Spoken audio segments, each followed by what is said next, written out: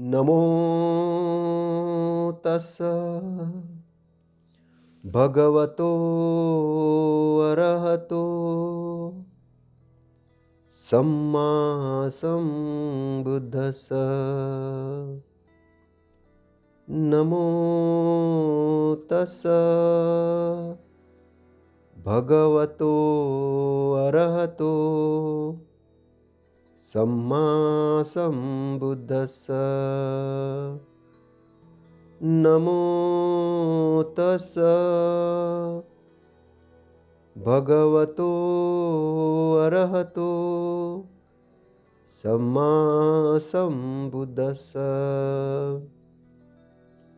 आज हम बीजक ग्रंथ के अंतर्गत बसंत 4 पर चर्चा करने वाले हैं और कबीर साहेब की जो वाणी है उस वाणी को मैं अपने भाषा में व्यक्त करने जा रहा हूँ। कबीर साहेब को मेरी तरफ से नमन वंदन। कबीर साहेब की वाणी एक ऐसी वाणी है कि जो जनसाधारण तक सुगम तरीके से पहुंच सकती है, जा सकती है, और इसी उद्देश्य को ध्यान में रखते हुए हमने उन पर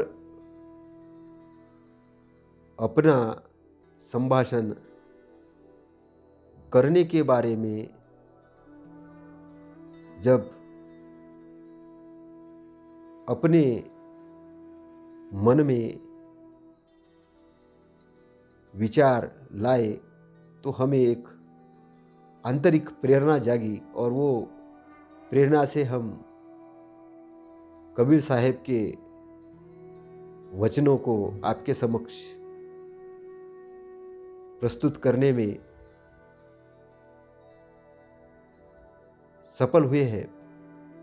और आप कबीर साहेब की वाणी को ध्यानपूर्वक सुनिए और समझिए।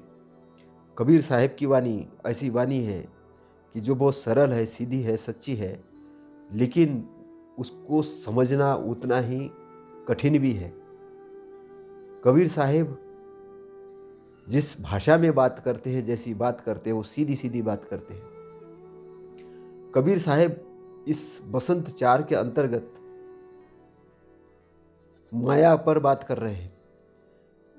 जहाँ तथागत सम्यक संबुद्ध मार्ग की बात करते हैं, कबीर साहेब माया की बात करते हैं। बीजक के अंदर माया और धम्मपद त्रिपिटक के अंदर में मार और माया ये दोनों समान अर्थ में लिए जा सकते हैं। माया का अर्थ ही है कि जो वास्तविक नहीं है, और मार का अर्थ भी वही होता है कि जो वास्तविक नहीं है। मार तथागत कहते हैं कि मैंने मार तुझे जीत लिया है, और कबीर साहेब भी कहते हैं कि माया तुझको मैंने जान लिया है, अब तुझे मैंने समझ लिया है। मोहिनी माया, मैं तेरे मोह में नहीं आने वाला हूँ। तो कबीर साहेब की माया और तथागत सम्यक संबुद्ध का जो मार, ये मार और माया एक ही चीज़ है। तो इसको समझने के लिए हम बसंत 4 की तरफ जा रहे हैं। तो कबीर साहेब कहते हैं, बुढ़िया हंसी बोली मैं नित ही बार, मोसे तरुणी कहो कवनी नार, दांत गए मोरे पान खात, केस गए मोरे गंग नहात, नयन गए मोरे कजरा देत, बैस गए पर पुरुष लेत, जान पुरुषवा मोर आहार, अनजाने का करो सिंगार, कही कबीर बुढ़िया आनंद गाय, पूत भतार ही बैठी खाए। तो इसका हम भावार्थ समझेंगे तो कबीर साहब अपने वाणी में कहना चाह रहे हैं कि तृष्णा माया रूपी बुढ़िया हंसकर बोली कि मैं नित्य युवती हूं। तृष्णा माया रूपी बुढ़िया, बुढ़िया है ना, बड़ी उम्र की, लंबे उम्र से चलती आ रही है, लेकिन तृष्णा माया रूपी बुढ़िया है, वो बुढ़िया है। और वो हंसकर बोली मैं नित्य युवती हूँ, हमारी उम्र नहीं होती है, मैं तो नित्य युवती हूँ, मैं जवान हूँ। मेरे को कभी भी देखोगे तो जवानी में ही देखोगे, मैं बूढ़ी बूढ़ी नहीं होती हूँ। कहो भला मेरे समान युवती स्त्री दूसरी कौन होगी? कहो मेरे समान कोई होगी? जो मेरी सुंदरता है, जो मैं सुंदरता दिखाती हूँ, जो मैं युवती हूँ, जो मैं नव यौवना हूँ, मेरे जैसी कोई सुंदर स्त्री दिखेगी? ये कौन बोल रही? माया रूपी तृष्णा कह रही है। किससे कह रही है? ये जीव से कह रही, हंस के, जीव से हंस के कह रही, क्योंकि जीव उसके जंजाल में फंसा हुआ है। उसको बोल रही है कि तुमको मेरे से ज्यादा कोई सुंदरी दिखी? यदि मेरे टूटे दांत, उजले केश, बैठी आंखें तथा बूढ़े शरीर को देखकर मेरे जवानी के प्रति शंका हो तो बोलो, मैं इसका भेद बता देती हूं। अगर तुमको मेरे टूटे दांत, उजले केश, बैठी आंखें तथा बूढ़े शरीर देखकर मेरे जवानी के प्रति शंका हो तो हो लो, होने दो, हो रही तो मैं इसका भेद बता देती हूं।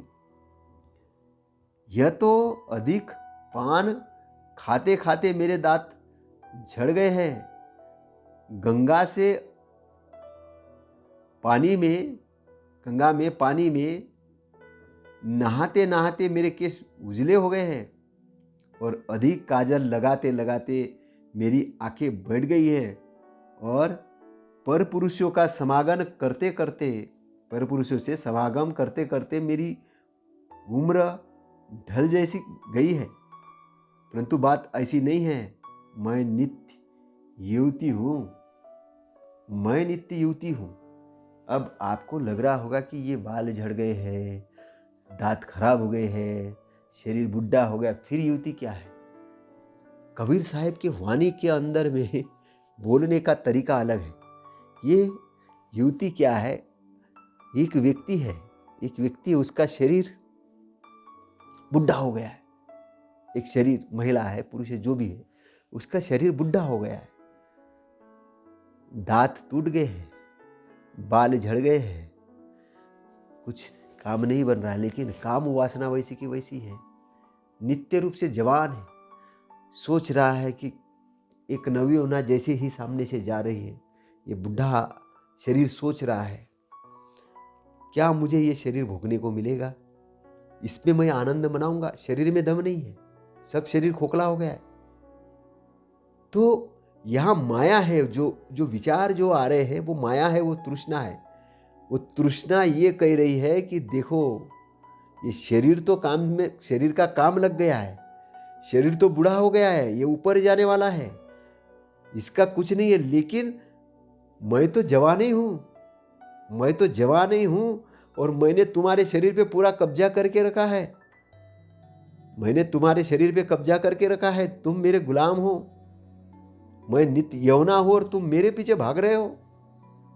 कहने का तात्पर्य ये है, कहने का तात्पर्य कबीर साहब का ये है, जो मेरे सुख का अनुभव रखते हैं उसका तो मैं नित्य आहार करती हूं।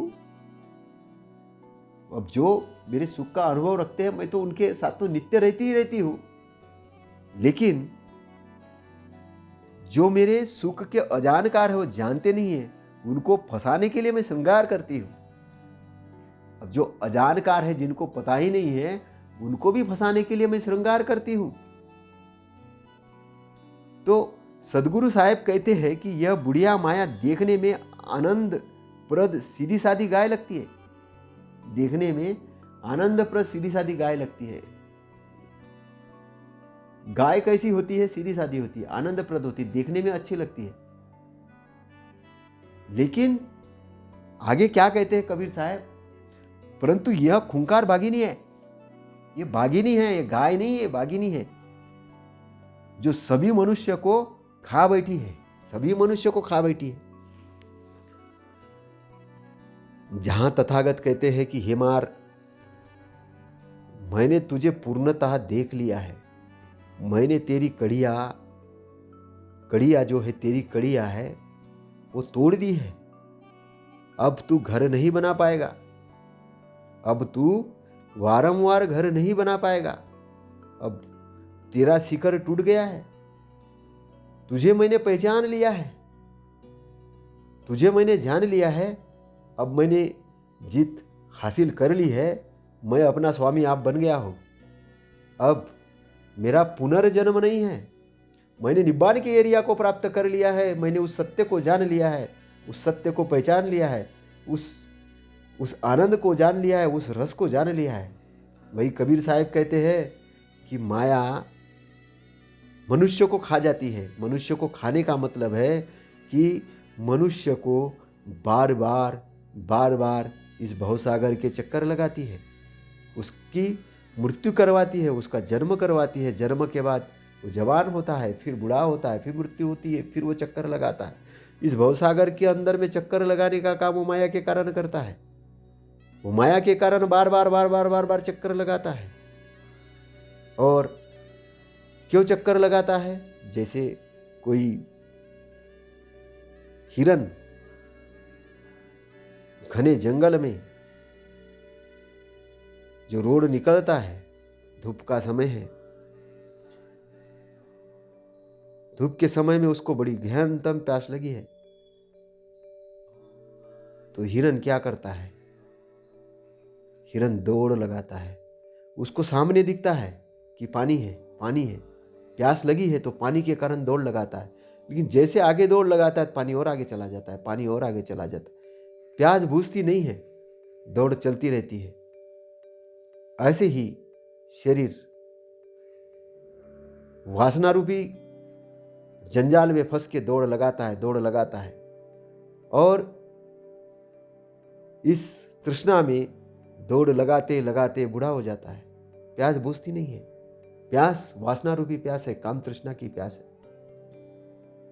और ये शरीर बूढ़ा हो रहा है, लेकिन वो काम तृष्णा वैसी की वैसी ही पड़ी है, वैसी की वैसी जवान है, नहीं है, नित्य नहीं है, नए नए प्रकार से श्रृंगार करके आती है। जो साधक है, जो अपने आप को साधने में लगे हैं, वो भी कभी कभी इस माया में भटकते रहते हैं, क्योंकि वो फंसाने के लिए तृष्णा अलग अलग अपने रूप धारण करती है। कैसे धारण करती है? जैसे ही शरीर स्मृति प्रस्थान से, स्मृतिवान होने से गायब हो जाता, जैसे ही गफलत में आ जाता है, प्रमाद में पड़ जाता है, तब वो माया रूपी तृष्णा, माया रूपी जो तृष्णा है, जो मार रूपी एरिया है, उसके अंदर में चला जाता है और सारे बंधनों में लटकते जाता है। बंधनों में लटकने के कारण वो बूढ़ा तो हो गया है, लेकिन फिर भी माया गई नहीं, मार गया नहीं, तृष्णा गई नहीं। नित्य नए नए रूप धारण करके आते, और आए भी क्यों नहीं, ऐसे गुरु तैयार हो जाते हैं। माया के भी चेले हैं, जो चेले अपने आप को बहुत बड़ा गुरु कहते हैं, जो नित्य नया साज करके आते हैं, नित्य नए नए तरीके से माया के बारे में प्रवचन देते हैं, यौवन सुख भोगने के बारे में बात करते हैं। और सुख क्या होता है? 2 मिनट 5 मिनट का, वो टेम्पररी बसंत होता है, 2 महीने के लिए, थोड़े समय के लिए आता है, चला जाता है। लेकिन कबीर साहब का जो बसंत है, वो नित्य नित्य नित्य रहने वाला है, नित्य रहने वाला है, टाइमलेस एरिया है, वो आनंद का एरिया है। वो ऐसा एरिया है जिस एरिया के अंदर, जिस बसंत के अंदर वे ऋतु नहीं है, समय नहीं है, टाइमलेस एरिया है, जिसको तथागत निब्बान का एरिया कहते हैं। तथागत उसको निर्वाण कहते हैं, हिंदी में लोग उसको निर्वाण कहते हैं। कुछ लोग निर्वाण को मर जाना कहते हैं। मर जाना नहीं है। किसका मर जाना है? तृष्णा का मर जाना है, तृष्णा का मर जाना है, शरीर का मर जाना है। लेकिन जीवन की उत्पत्ति है, जीवन की उत्पत्ति है आपके चेतन सम्राट, चेतन के सम्राट बनने की प्रक्रिया है। जब मैल आपके चित्त से पूरे हट जाते हैं, पूरे मैल हट जाते हैं और शांत स्वरूप, उस अथाह सागर के आपको दर्शन होते हैं, उस अथाह सागर के अंदर पड़े हुए खजाने के आपको दर्शन होते हैं। और जब आप उस संसार के कीचड़ रूपी संसार में कमल के फूल जैसे हो जाते हैं, तब आप अपने अंदर किसी प्रकार की बुराई नहीं लेते हैं। बुराई में रहते हुए भी बुराई नहीं लेते हैं, क्योंकि आप बुराई से अलग हो जाते हैं। आप जागृत पुरुष हो जाते हैं। आप जागृत पुरुष हो जाते हैं। किसके कारण जागृत हो जाते हैं? आप अपने स्मृति के कारण जागृत हो जाते हैं। और आपके अंदर जो जागरण की लहर पैदा होती है, वही जागरण की लहर, वो सत्य की लहर आपको एक प्रकाशमय एरिया की तरफ ले जाती है। आपका ये एरिया मैग्नेटिज्म वाला एरिया हो जाता है, और वैसे एरिया हो जाती है कि आपकी क्षमता 2 गुनी, 10 गुनी, 1000 गुना होना शुरू हो जाती है। तो आपकी क्षमता कैसे बढ़ती है? क्षमता बढ़ती है कि जब माया का क्षेत्रफल क्या है? माया का क्षेत्र क्या है? माया का क्षेत्र है प्रमाद, गफलत। गफलत को आप जीत लेते हो। कैसे जीतते हो? स्मृति से, ध्यान से। आनापान सती काय के लिए ध्यान है, ध्यान के लिए कि आप जागृति अवस्था में हो। कायागत स्मृति किसके लिए? शरीर के नश्वर के प्रति आपको जानकारी हो सके, शरीर के नश्वर के प्रति जानकारी हो सके, और शरीर के नश्वर के प्रति जानकारी हासिल करके उससे आपका तादात्म्य छूट सके। क्योंकि हमको सभी जो प्रवचनकार है, जो बहुत सारे मिलते हैं, लगभग बहुत सारे, सभी तो नहीं लेकिन बहुत सारे जो मिलते हैं, वो शरीर के श्रृंगार के प्रति बहुत तारीफ करने वाले मिलते हैं कि क्या सुंदर यौना और सुंदर ये। तो वो एक तरीके से व्यक्ति को ऐसे तारीफ में ले जाते हो, तो मायावी बंधन के अंदर में व्यक्ति घूमने लगता है, और वो बंधन में घूमता है, और कोलू के बैल में वही घूमते रहता है। वो उसको अतिक्रमण करके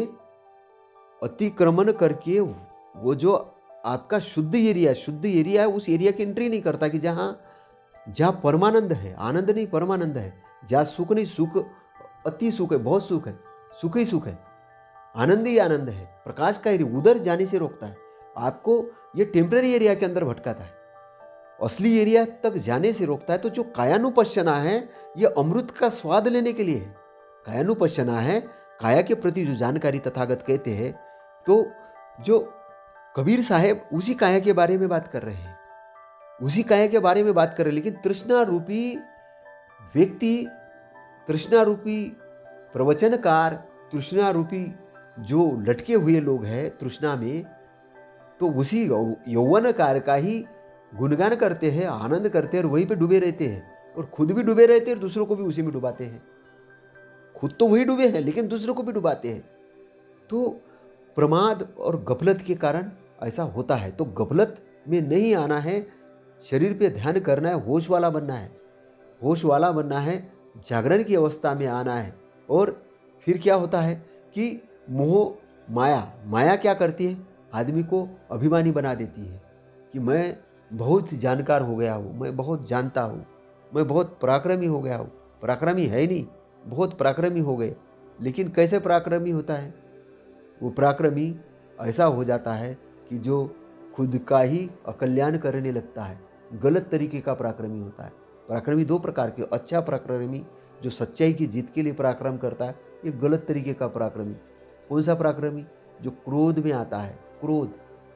कौन सा पराक्रमी समझता है वो अपने आप को? जो लोभ में आता है, देता कुछ भी नहीं है, लोभ में आता है, क्रोध में आता है, घमंड में आता है, तो वो समझता है मैं पराक्रमी हो गया। क्योंकि वो समझता है मैं देखो किसी को कुछ देता नहीं हूँ, मैं किसी को कुछ नहीं समझता हूँ, मैं सब ज्ञाता हूँ, मैं तो इस संसार में कहीं युगों तक रहने के लिए आया हूँ, मुझे तो मरना ही नहीं है, ऐसा वो सोचता है। लेकिन वो ये भूल जाता है कि ये शरीर जो है, ये जो शरीर है, ये शरीर टेम्पररी है। तो शरीर टेम्पररी है, शरीर ये माया का घर है। तो ये जो माया है, इसको जीत के परमानेंट एरिया में आना है। अभी जो मनुष्य मात्र जो है, वो टेम्पररी एरिया के अंदर ही घूम रहा है, माया के अंदर ही घूम रहा है, उसको पकड़ के ही दुखी है। वो छूटने के लिए दुखी है, वो छूट न जाए, शरीर छूट न जाए, लिपटा हुआ है। तो माया क्या करती है? उसको लिपटाती है। और माया लगती है सीधी सादी, कि देखो सीधी सादी है, गाय जैसी लगती है, लेकिन गाय जैसी नहीं है, वो वाघिनी जैसी है। वो खा जाती है आदमी को। खाने का मतलब है कि उसको जन्म मरण से, बंधन से मुक्त ही नहीं होने देती है। बहुत लंबी प्रज्ञा की बात है। ऐसी तो तथागत जो कहते हैं कि जो प्रमास को अप्रमास से जीत लेता, तब वो प्रज्ञा के शिखर पर चढ़ता है, जानकारी के शिखर पर चढ़ता है।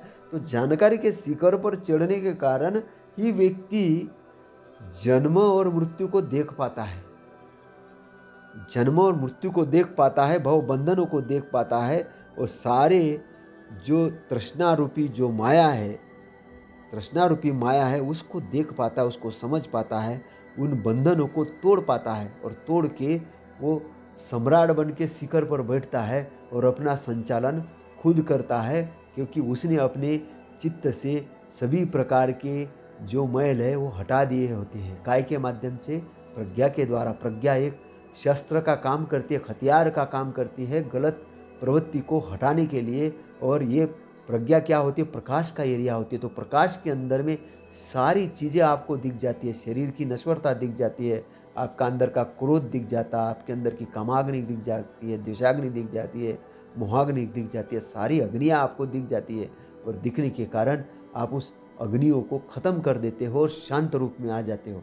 अब लोग ये सोचेंगे कि अगर हम लोभ वाले नहीं होंगे तो फिर संपत्ति कैसे अर्जन करेंगे? संपत्ति आप ऐसी ही अर्जन करेंगे कि जैसे संसार के अंदर में ये पृथ्वी का एरिया है, पूरा एरिया आपका एरिया है, लेकिन आपका नहीं है। आपका है लेकिन आपका नहीं है। आप ऐसा उसको इस्तेमाल करेंगे। पूरे ब्रह्मांड के आप स्वामी हैं लेकिन स्वामी नहीं है। स्वामी बन जाएंगे लेकिन स्वामी नहीं। आपको मालूम है ये अनित्य का एरिया है। तो अनित्यता का एरिया है, उसका आप आनंद लेंगे। उस आनंद को लेते लेते निब्बान के परमानेंट एरिया के भी दर्शन करेंगे, उसके अंदर स्थित रहेंगे और इस एरिया का आनंद लेंगे, वहाँ से आनंद लेंगे आप। तो शरीर के अंदर भी दो चीज़ें हैं ना, हमारे शरीर में दो चीज़ें, एक तो हमारा परमानेंट वाला एरिया है और एक है टेम्पररी एरिया। लेकिन होता क्या है कि हमारा परमानेंट एरिया से हमारा नाता ही नहीं, हमारा रिश्ता ही नहीं है। हमारे टेम्पररी एरिया पे हम घूमे हैं, हम वर्ण व्यवस्था में लटके हुए हैं, हम सोच रहे जन्म से हम विद्वान हो गए, जाति व्यवस्था के अंदर लटके हुए हैं, है ना। हम देशादेश में लटके हुए हैं, एक दूसरे की बुराई में लगे हैं कि तो काय के कारण लगे हैं? हम कहानी कथा में लगे हैं, अपनी कल्पना में लगे हैं, और वो माया भटका रही है। माया भटका रही है, क्यों भटका रही है? क्योंकि माया वो जागरण की अवस्था में आदमी को आने नहीं देती है। वो किस में लगाती है? वो लगाती है आपको आपके भ्रम में ले जाती है, और भ्रम में ले जाके आपको गुलाम बनाती है, गुलाम बनाती है। कुछ संत उसे शैतान का एरिया भी कहते हैं। एक भाषा है देने का, वो शैतान का एरिया है, और दूसरा एरिया भगवान का एरिया बोलते हैं। भगवान का एरिया भगवत्ता को प्राप्त वाला एरिया, निब्बान का एरिया। तो जो एरिया दो ही एरिया, एक अच्छाई का एरिया, बुराई का एरिया। तो हमको अच्छाई के एरिया में आना है। धनवान भी खूब धनवान बनना है, लेकिन समझना है हमारे पास अरबों की संपत्ति है, लेकिन ये शरीर के साथ छूटने वाली है। अनित्य ही समझना है। बहुत सारी गाड़ियाँ हैं, लेकिन समझना है कि ये गाड़ियाँ हमको ये संरक्षण करने के लिए, हमारे शरीर के लिए, हम रोड पर चलते हैं तो हमारे शरीर का संरक्षण करने के लिए। ये सारा बगीचा है, ये सारा सौंदर्य है, ये हमको आनंद देने के लिए है, लेकिन इसमें तादात्म्य नहीं बनाना है। आप थोड़ी सी गाड़ी में ठोकर लगती है, थोड़ा सा कुछ क्रेश आ जाता है, टेंशन में आ जाते हो। थोड़ा सा शरीर में कुछ हो गया, टेंशन में आ जाते हो। कोई दूर का कोई रिश्तेदार बिछड़ गया, दुख में आ जाते हो। आपको इस प्रक्रिया को समझना है। नित्य को नित्य समझना है, अनित्य को अनित्य समझना है। जब आप पूर्ण रूप से सत्य के करीब पहुंचना शुरू करेंगे, तब आप आनंद के क्षेत्र में आएंगे, दुख से मुक्त होना शुरू हो जाएंगे, और मार बंधनों से छूट के आपकी जो बार बार दुख में पड़ने वाली जो गति है, दूर बार बार दुख में आने वाला जो चक्र है, जो भव चक्र है, उसको तोड़ के, उस भवबंधनों को तोड़कर, और उस सिंह रूपी मायावी तृष्णा को समझकर उस पर जीत हासिल करके आप सच्चाई के, आनंद के, निब्बान के एरिया के अंदर में आओगे। और आने पर वहाँ के दर्शन करके, धम्म का आनंद लेके, कबीर साहब के वाणी का आनंद लेके, उनके वचनों को समझ के, ग्रहण करके, अपने भलाई के लिए कार्यरत अच्छे कार्य में लग जाओगे, और अच्छे कार्य में लग के सदाचरण का अच्छा जीवन व्यतीत करने के लिए अपना समय प्रदान करेंगे, और अपना समय प्रदान करके अपने आप को आनंदित करके अपना कल्याण करोगे। अपना कल्याण करते हुए अपने परिवार का कल्याण करोगे, परिवार का कल्याण करते हुए इस प्रदेश का, इस देश का कल्याण करोगे, इसके उन्नति के लिए कार्य करोगे। आपका मंगल हो, आपका शुभ मंगल हो, आप स्वस्थ हो। इन्हीं मंगल कामनाओं के साथ में हम बसंत 4 को समाप्त करने जा रहे हैं। नमो बुद्धाय, नमो धम्माय, नमो संघाय। साधु साधु साधु।